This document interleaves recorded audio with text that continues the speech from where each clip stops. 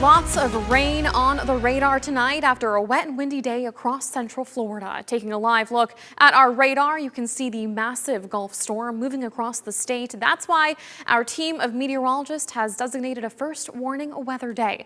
Up to 4 inches of rain have fallen in parts of central Florida today, with conditions expected to intensify overnight.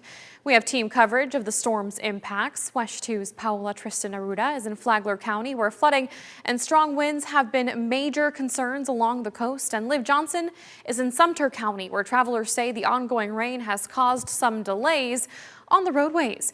But we begin tonight with Chief Meteorologist Tony Manalfi and First Warning Meteorologist Marquise Mita.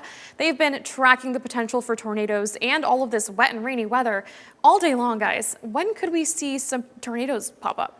It's possible that we could see some tornadic activity overnight right now, but I know we were taking a look at that low pressure center and we see it weakening ever so slowly as it inches closer to the shoreline. I think that's the big story here. You know, we've been watching that little feature there. We'll still have the wind, we'll still have the heavy rain, but we are not seeing anything that says definitively there's going to be the risk for tornadoes. So, you know, it looked a little bit better earlier on, but things appear to be kind of maintaining themselves and or weakening off the coast of the Tampa Bay area. We don't want you to let your guard down, but it's some of the patterns that we're seeing on the radar tonight. I'll show you that here in a second. Boy, I tell you what, every camera tonight has been inundated with a significant amount of wind and rain. About an hour and a half, 2 hours ago, the Storms Prediction Center was watching that big cluster of storms just to the southwest of the Tampa Bay area and issued a 60% chance for a tornado watch to be issued. I just don't think that that's going to happen based upon what I'm seeing. I don't want you to let your guard down. I think we need to get through about 2 o'clock. But based upon what we're seeing off to the west here,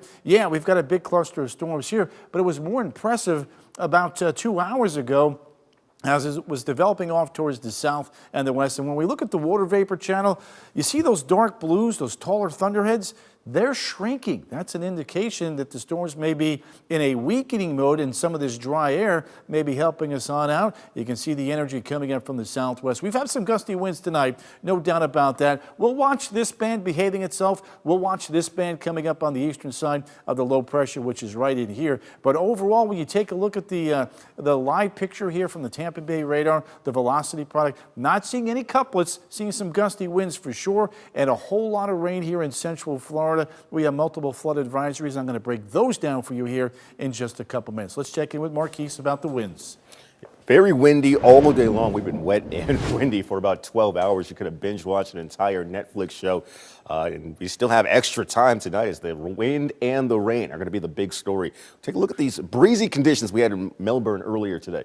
48-mile-per-hour gusts. We had tropical storm force winds even further north across Daytona Beach, New Smyrna Beach, both showing 35-mile-per-hour gusty wind conditions. Now, as we take a look at the futurecast coming up, we will see the opportunity for those winds to possibly intensify overnight and into the very early morning hours tomorrow. Bit of a wind shift taking place as they're not coming in from the south and the east. That southerly flow will keep temperatures warm overnight in the upper 60s, perhaps the lower 70s. But take a look, 40-mile-per-hour gusty conditions across New Smyrna Beach as early as 2 o'clock in the morning. Still breezy in Palm Coast, but the rain comes to an end the further into the morning we go. But the winds themselves anywhere between 20 and 40-mile-per-hour speeds even after the passing of the rain. So that's why we're going to keep the severe weather risk still alive early tomorrow morning, but it will die down in the afternoon. And then on Monday, it is smooth sailing to start off the work week as we're much cooler, but also much drier.